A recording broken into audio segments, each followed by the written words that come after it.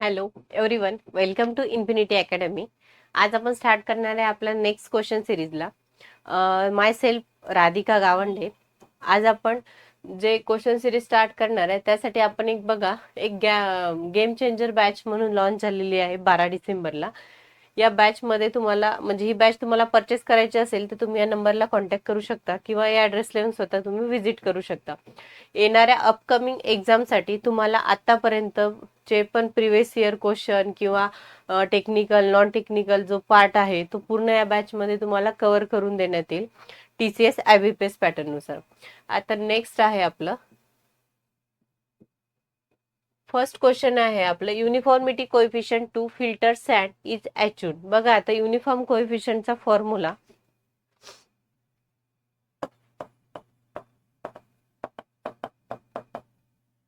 Coefficient of uniformity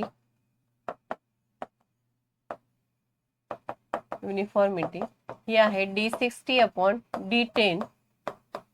आता बघा coefficient of uniformity हे कशावर बेस आहे, ही आहे साईज म्हणजे पार्टिकलच्या साईज वर डिपेंड आहे. नेक्स्ट आहे कोएफिशियंट ऑफ कर्वेचर हे आहे D30 चा square upon D60 into D10. हा एक फॉर्म्युला आहे आणि कोएफिशियंट ऑफ कर्वेचर डिपेंड कशावर आहे, शेप. बघा आता यामध्ये आहे की जे तुम्हाला एक तर फॉर्म्युला आणि क्वेश्चनवर म्हणजे क्वेश्चन फॉर्म्युला प्रश्न विचारणार किंवा तुम्हाला प्रॉब्लेम देणार किंवा इथे D60 ची व्हॅल्यू देणार, D10 ची व्हॅल्यू देणार. D10 काय आहे तुमचं इफेक्टिव्ह साईज आहे, D60 काय तुमची पार्टिकल साईज इन पर्सेंट मध्ये येते आणि D30 पण पार्टिकल साईज फॉर 30%. डिपेंड म्हणजे तुमची हे D10 आहे ती इफेक्टिव्ह साईजवर डिपेंड करते. नेक्स्ट आहे आणि याच्याशी आणखी रिलेटेड जे पण असेल ते तुम्ही एक वेळेस परत हे करू शकता, तुमच्या नोटबुक मधून तुम्ही परत रिवाइज करू शकता. नेक्स्ट आहे choose the correct statement. The sum of the measured interior angle should be equal 2n-4 in right angle. Right angle मध्ये काय असते 90 डिग्री. हा एक आपला राईट आन्सर आहे. एक्सटेरियर अँगल मध्ये 2n+4 राईट अँगल हा पण आपला आणि n काय दिले number of side of the travel.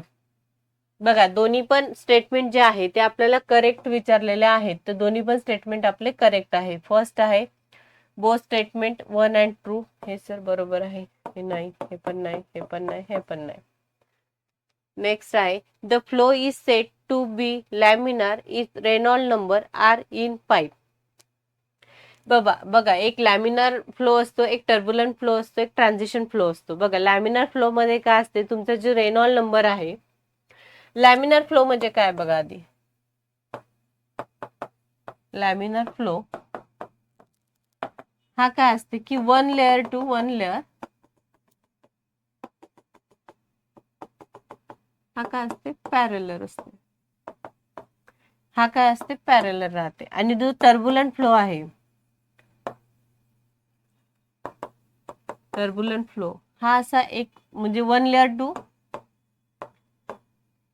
One layer नाही राहत, one layer to one layer असते. आणि टर्ब्युलंट फ्लो काय असते झिगझॅग मध्ये राहते.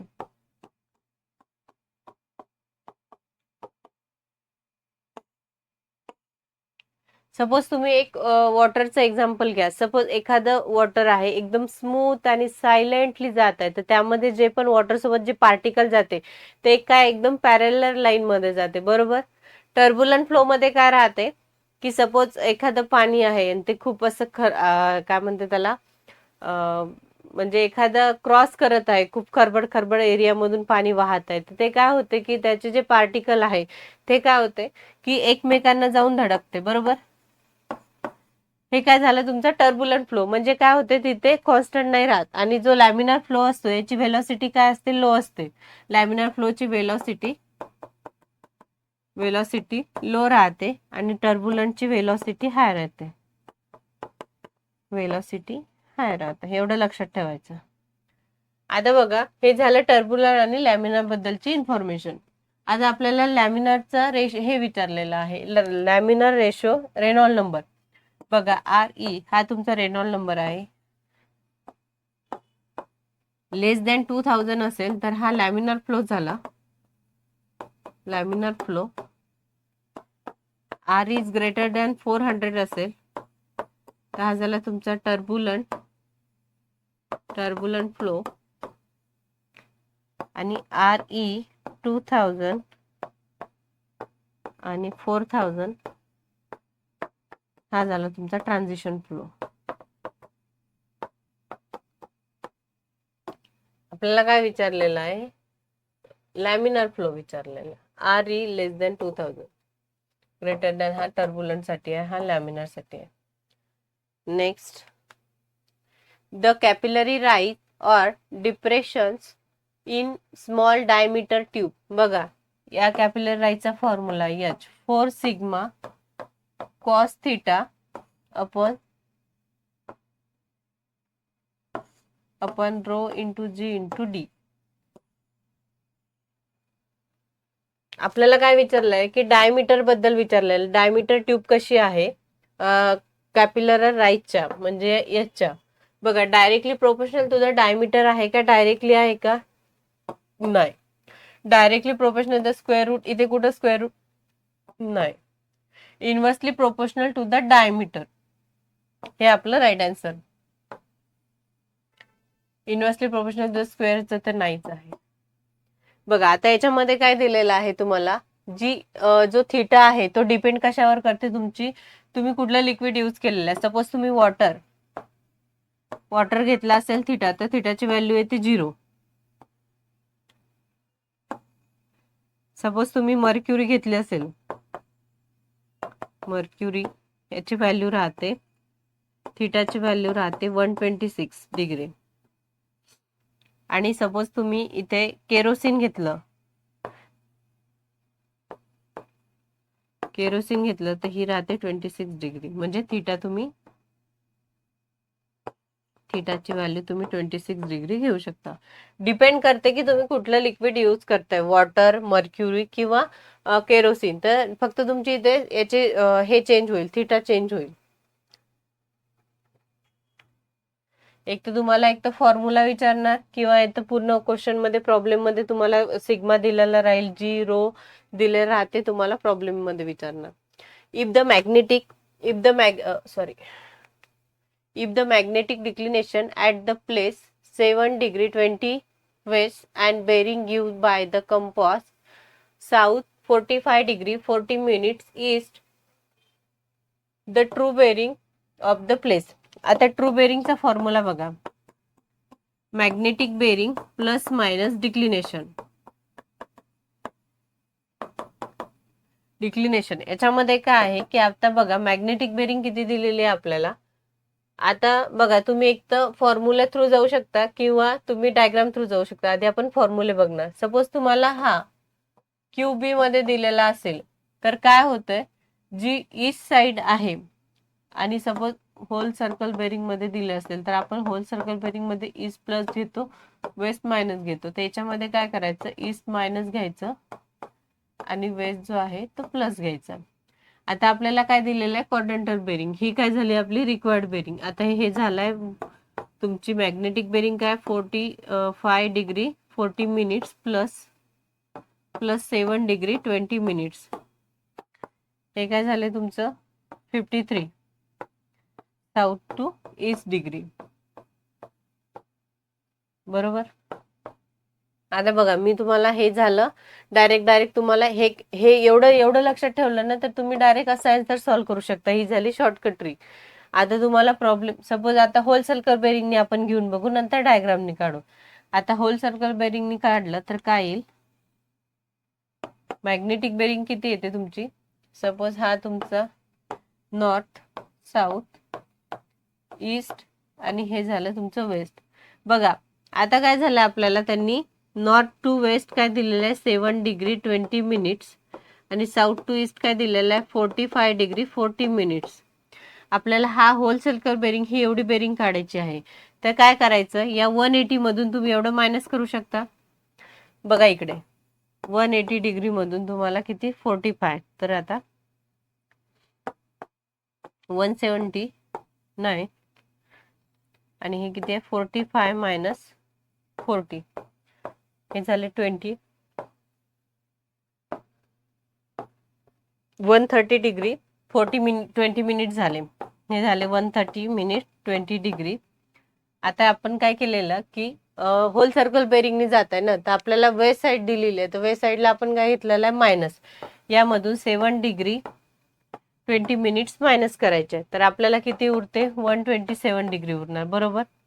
आता हे 127 किती कुठून आलाय तुमचं, आपण काय केलं या 30 मधून, हे 130 कशामधून राहिलेलं होतं आपलं, की आपण ह्या 180 मधून हे मायनस केलं, तर आपल्याला हे 134 मिळालं. मग आपण काय केलं, हे वेस्ट साईडकडे होतं म्हणजे होल सर्कल बेरिंगने सॉल्व्ह करता आपण काय केलं, हे मायनस केलं यामधून, बरोबर. आपल्याकडे उरलं 127. आता या 127 डिग्रीला 180 मधून मायनस करायचं, हे काय झालं तुमचं 53 डिग्री. तुम्ही एकदा क्रॉस चेक करू शकता, तुम्ही कुठल्याही अँगल, फक्त तुमचे साईन हे जे आहे ही म्हणजे बरोबर तुम्ही लक्षात ठेवली तर तुम्ही अशानुसार पण आन्सर काढू शकता. नेक्स्ट आहे, for any activity optimistic time is 2 day, pessimistic time 8 days, most likely time 5 days, the expected time for completion of that activity by using the what will be. आता बघा, हा सरळ सरळ फॉर्म्युला बेस क्वेश्चन आहे. आता expected time तुम्हाला विचारलं, TE काढायचं आहे आपल्याला, TO plus 4TM plus TP upon 6, हा झाला तुमचा एक्सपेक्टेड टाइम. टीओ म्हणजे काय तुमचा ऑप्टिमिस्टिक टाइम किती दिलेला आहे 2 days plus 4 into most likely time किती दिलेला आहे 5 डेज प्लस प्रिझिमिस्टिक टाइम किती दिलेला आहे 8 days upon 6, 2 plus 20 plus 28 upon 6, 30 upon 6, 5 days. बघा, एक तर तुम्ही या फॉर्म्युलानुसार गेलात, बरोबर. हा झालाय तुमचा शॉर्ट टाइम, हा झालाय तुमचा लॉंग टाइम. म्हणजे तुम्ही प्रिझिमिस्टिक टाइमला तुम्ही लॉंग टाइम म्हणता किंवा ऑप्टिमिस्टिक टाइमला तुम्ही शॉर्ट टाइम म्हटलाय, आणि टीएम ला ही नॉर्मल कंडिशन,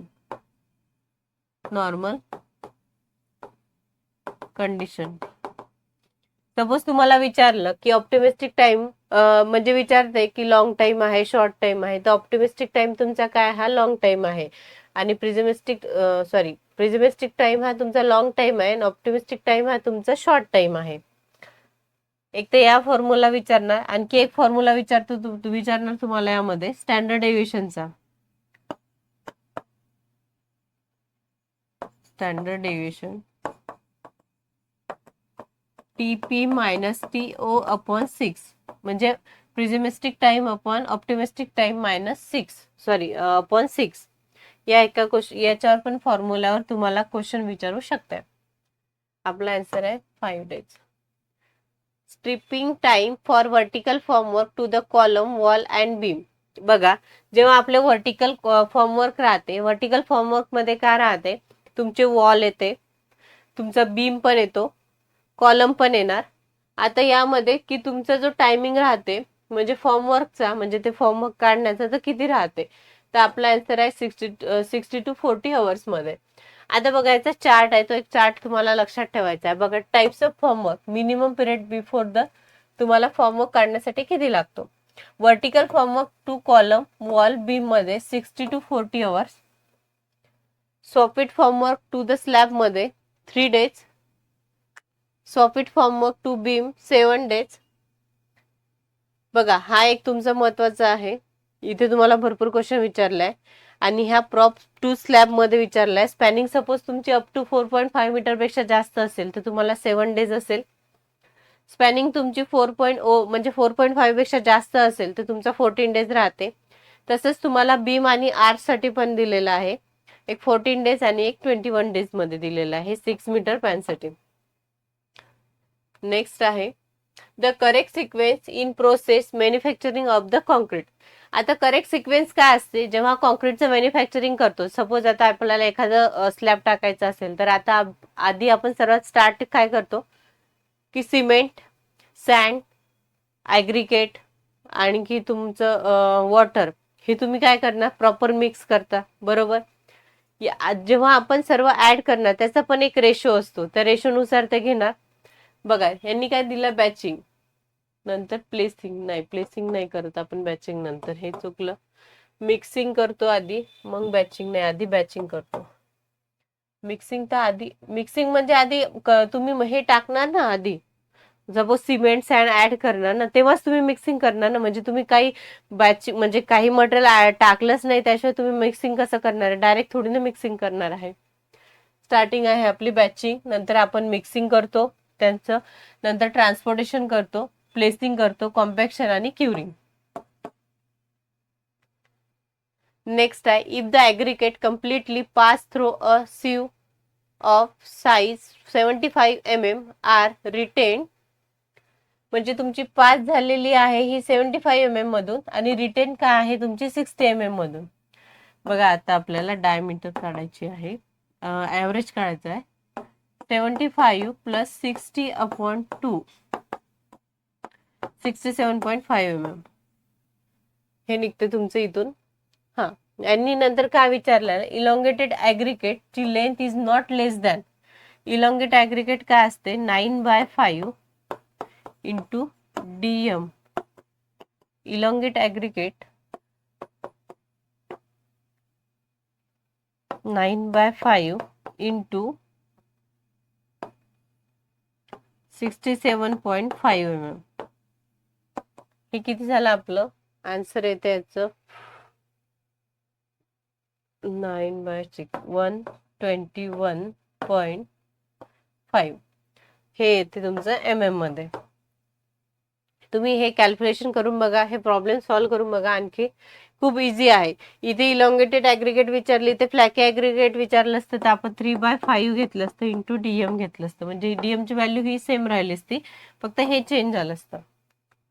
नेक्स्ट आहे, as per the IS 10500-199.1 the desirable limit of the dissolve solid in drinking water. बघा हा इन्व्हायरमेंट मधला क्वेश्चन आहे, याचा एकदम पूर्ण तुम्हाला टोटल चार्ट आहे, त्याच्यामध्ये तुम्हाला परमिसिबल लिमिट आणि एक्सपेक्टेबल लिमिट दिलेली आहे.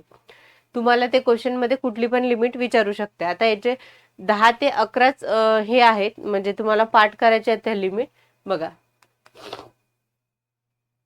आपल्याला कशाची विचारली होती, डिझॉल्व सॉलिडची. आता pH व्हॅल्यू किती असतो आपला, 6.5 ते 8.5 असतो. ही झाली तुमची एक्सपेक्टेबल लिमिट आणि परमिसिबल लिमिट तुम्हाला दिलेली पण आहे. टोटल डिझॉल्व सॉलिड विचारलं 500, 2000. बघा आपल्याला इथे विचारलेलं होतं डिझॉल्व सॉलिड. आता काय विचारलेलं त्यांनी आपल्याला, डिझॉल्व सॉलिड मध्ये 2500 आपला आन्सर आहे. हे तुमची एक्सपेक्टेबल लिमिट झाली, बरोबर. टर्बिडिटी काय आहे, 1 आणि 5. क्लोराईडचं विचारलेलं आहे, total hardness, sulphur, total fluoride विचारलाय, नायट्रेट विचारलेलं आहे. हे सर्वात जास्त विचारलेलं आहे, हे नाही विचारलं. Total solid, turbidity, hardness, chloride content पण खूप वेळेस विचारलेलं आहे. हे तुम्हाला एक्सपेक्टेबल लिमिट आणि परमिसिबल लिमिट हे तुम्हाला पाठ करायचं आहे. नेक्स्ट आहे, बेसिक प्रिन्सिपल ऑफ सर्वे. आता what is mean by principle of survey. आता सर्वेचे 2 प्रिन्सिपल आहेत. फर्स्ट आहे होल्ड टू द पार्ट आणि नेक्स्ट आहे at least 2 measurement point to locate the 2 point is locate the measure. बघा आता फर्स्ट काय, working from whole to the part, हा एक प्रिन्सिपल आहे आपला. मेजरिंग द बिफोर कन्स्ट्रक्शन, हे असं काही नाहीये. Measuring and calculating the land availability, असं पण काही नाही. Fixing a point in relation to the point already located. बघा आता होल्ड टू द पार्टचा मिनिंग काय आहे, ते की सपोज एरिया आहे, याचा तुम्हाला सर्वे करायचा आहे, पण ऍटलिस्ट तुम्ही इथून स्टार्ट केला सर्वे, तुम्ही असा हा सर्वे करत गेलात, तर तुमचं काय आहे की इथे काही एरर आला, तो एरर परत पुढच्या ह्याच्यात ऍड होणार तो एरर परत पुढच्या याच्यात ऍड होणार, परत एरर ऍड होणार. म्हणजे काय होईल की तुमचा जो एरर आहे तो मॅक्झिमाइज होत जाईल. आपल्याला एरर काय करायचं आहे, मिनिमम करायचा आहे. काय बघा आता यामध्ये आपण होल टू पार्ट जाणार आहे. तर हा झाला तुमचा सपोज होल एरिया. यामध्ये आपण छोटे छोटे सेक्शन पाडले. सपोज तुम्ही इथला एरिया या त्रिकोणाचा पहिले आधी हे केला, सर्वे केला. याच्यामध्ये काही एरर आला तर तो एरर इथेच राहतो, इथे डिस्ट्रीब्युट नाही होत. परत तुम्ही सेकंडचा एरिया काढला, थर्डचा एरिया काढला, फोर्थचा एरिया आणि पूर्ण याची कॅल्क्युलेशन केली तर काय तुमचा झाला होल टू पार्ट. म्हणजे हा काय झाला तुमचा पूर्ण होल एरियाचा तुम्ही पार्ट मध्ये डिवाइड केला तर तुमचा एरर हे मिनिमम येण्याचे चान्सेस खूप राहते. हा झाला तुमचा होल टू पार्ट. तुम्हाला कन्फ्यूज करण्यासाठी हे उलट पण विचारणार, पण आधी लक्षात ठेवायचं होल टू पार्ट. नेक्स्ट आहे फिक्स पॉइंट. बघा तर फिक्स पॉइंटचं कसं आहे, सपोज हा ए पॉइंट आहे, हा बी पॉइंट आहे. हे दोन पॉइंट फिक्स असेल तर तुम्ही तिसरा पॉइंट लोकेट करू शकता. कुठल्या कुठल्यानी, एक तर तुम्ही डिस्टन्स मेजर करा किंवा तुम्ही एक कुठला तरी अँगल मेजर करणार. हा झाला तुमचा सी पॉइंट, बरोबर. नेक्स्ट तुम्ही काय करणार, हा ए पॉइंट आहे, हा बी पॉइंट आहे, कुठला पण एक अँगल मेजर करणार, इथून पण एक अँगल मेजर करणार, कुठेतरी ही लाईन जॉईंट होणार, इथे सी पॉइंट येणार. परत तुमच्याकडे ए आणि बी पॉइंट म्हणजे काय झालं की 2 पॉइंट तुमच्याकडे फिक्स आहेत. त्याच्यावरून तुम्ही काय करणार, एक मॅक्झिमम डिस्टन्स घेणार, परत एक 90 अँगल घेणार, तुम्ही अँगल जॉईन करणार, बरोबर. आणखी एक मेथड आहे की ए पॉइंट आणि बी पॉइंट इथून तुम्ही एक डिस्टन्स घेणार, एक आर्क काढणार, परत इथून एक डिस्टन्स घेणार, एक आर्क काढणार. हे आधी आपण 10च्या आधी ही मेथड यूज करायचो. सी पॉइंट घेणार. काय झालं, ऍटलिस्ट तुमच्याकडे काय आहे की 2 मेजरमेंट पाहिजे तर तुम्ही तिसरा पॉइंट लोकेट करू शकता. ऑलरेडी त्यांनी सांगितलंय the point is already located. हे 2 पॉइंट तुमचे ऑलरेडी लोकेटेड असेल तर तुम्ही तिसरा पॉइंट घेऊ शकता. हा झाला तुमचा प्रिन्सिपल. ए आणि डी, ए आणि डी, ए आणि बी, ए आणि D. The camber recommended for cement concrete road in light rainfall. आता बघा लाईट रेनफॉल आणि हेवी रेनफॉल यामध्ये डिफरन्स बघा कसा आहे. तर आता कॅम्बर म्हणजे काय आहे की बघा, हा तुमचा रोड आहे, हा तुमचा स्लोप आहे. हा जो स्लोप राहते, सपोज हा थीटा किंवा 1:2, हा सपोज थीटा डिग्री काहीतरी. हा काय झाला तुमचा कॅम्बर. आता कॅम्बर मध्ये काय आहे की बघा टाइप्स ऑफ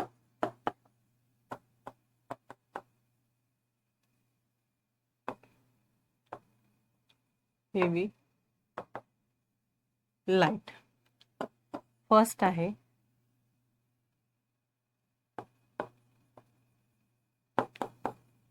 सिमेंट कॉन्क्रीट. यामध्ये आहे 1:60, 1:50.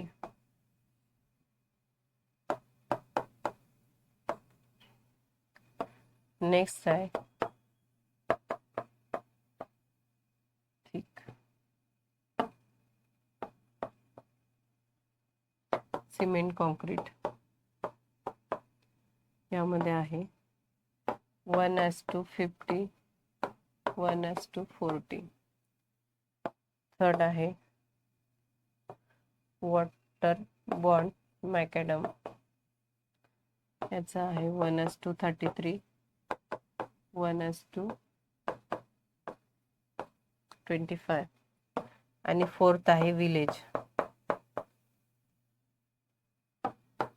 1:20, 1:25. सॉरी 25 आणि 20. बघा एक तर तुम्हाला रेशो मध्ये विचारणार, नाही तर तुम्हाला यांनी पर्सेंटेज मध्ये पण विचारते. हे झाले तुमचे पर्सेंटेज. 2.5%. हे झाले तुमचे 2%. झाले 3, 2.5%. हे झाले 4,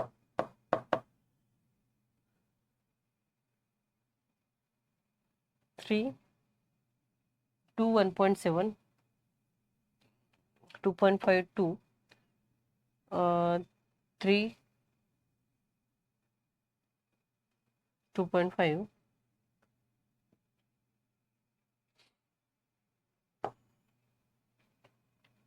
हा, आणि हे 3.5 सॉरी 3%, 4%. एक तर तुम्हाला हे एक तर पर्सेंट मध्ये विचारणार, एक तर तुम्हाला असा रेशो मध्ये विचारणार, एक तर तुम्ही कुठलं पण दोन्ही पण पाठ करून ठेवायचे आहे. हा झालं कॅम्बर. आता बघा आपल्याला आन्सर काय विचारलंय त्यांनी, सिमेंट सिमेंट कॉन्क्रीट रोड विचारलाय. सिमेंट कॉन्क्रीट रोड लाईट साठी विचारलं 1:50. बघा आता तुम्हाला, हा, इथे आपले क्वेश्चन संपले आहेत. आता आपण जेव्हा नेक्स्ट सेशन क्वेश्चन सिरीज घेणार त्याआधी तुम्हाला काय करायचे की आधीचे आपले जे 2 सेशन झालेले आहे त्या सेशन मधले जेवढे पण तुम्ही क्वेश्चन केले आहेत त्याच्याशी जेवढा रिलेटेड पार्ट आहे तो तुम्ही एका छोट्या सपोज एखादा पेज घ्या, त्या पेजवर तुम्ही कुठले कुठले पॉइंट केले आहेत आणि नोटबुक करून म्हणजे लिहून ठेवा, जेणेकरून काय होईल की तुमचं सिलेबस किती कव्हर होते हे पण तुम्हाला कळेल की कुठला टॉपिक सुटलाय, कुठला टॉपिक करायचा आहे. आता सपोज हा एक कॅम्बरचा क्वेश्चन होता, यामध्ये तुम्हाला काय करायचं आहे की स्ट्रेट कॅम्बर काय असते, पॅराबोलिक कॅम्बर काय असते, त्याचे फॉर्म्युले काय आहे.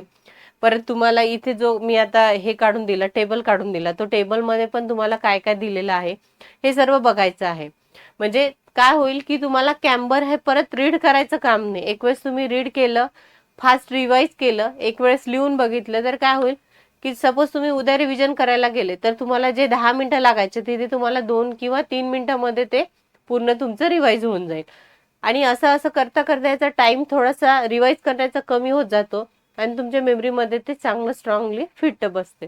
याचा अर्थ असा नाही की तुम्ही म्हणजे जस्ट क्वेश्चन करायचे, मॅडम घेतायत म्हणून घ्यायचं असं नाहीये. तुम्हाला हे क्वेश्चन करून त्याच्याशी पूर्ण रिलेटेड पण वाचायचं आहे. मी तर जेवढं होते तेवढं इथे सांगणारच आहे, पण याच्या पण व्यतिरिक्त इथे भरपूर म्हणजे टॉपिक राहते, तर ते पण तुम्हाला कव्हर करायचे. माझं हे सांगण्याच्या मागचं रिझन एकच आहे की जेणेकरून कॅम्बरवर कुठला पण क्वेश्चन आला तर तो तुम्हाला सॉल्व्ह झाला पाहिजे. नेक्स्ट मध्ये काय होतंय की आपण मॅडमने दिलं तेवढंच क्वेश्चन करणार, तेवढेच 4 ऑप्शन वाचणार आणि सोडून देणार. पण नाही, तो टॉपिक पूर्ण क्लिअर करा, जेणेकरून काय होईल की तुमचं कुठेच म्हणजे एकही प्रॉब्लेम, एकही क्वेश्चन सुटण्याचे चान्सेस खूप कमी राहणार. त्यासाठी आपण ही क्वेश्चन सिरीज केली आणि तुम्ही ही जी प्रॅक्टिस आहे ना ती 21 डेज करून बघा. कुठली पण टेस्ट सिरीज, कुठली पण क्वेश्चन सिरीज लावा. एक तर मी घेते ते घ्या किंवा अदर कुठले पण क्लासेसचे असेल तर ते पण घेतले तरी तुम्ही तेवढं करा. काय होतं की तुम्ही जे 21 दिवसाचा प्लॅन करून तुम्ही कराल ना तर तुम्हाला कळेच होता की आपण किती रिवाइज केलं आहे, किती टॉपिक आपले कव्हर झाले आहे आणि आपल्याला किती म्हणजे आपल्या माइंडमध्ये ते किती फिट झाले आहे. असा अभ्यास केला ना तर एक दिवस नक्की तुमचं सिलेक्शन आहे. चला आता बस मी तुम्हाला एवढं सांगून हे पूर्ण म्हणजे आता इथे आपण क्लोज करूया. नेक्स्ट सेशन मध्ये भेटूया आणि याच्यानंतर तुम्हाला काही मला सांगायचं असेल तर तुम्ही कमेंट बॉक्स मध्ये सांगू शकता. चला, थँक्यू.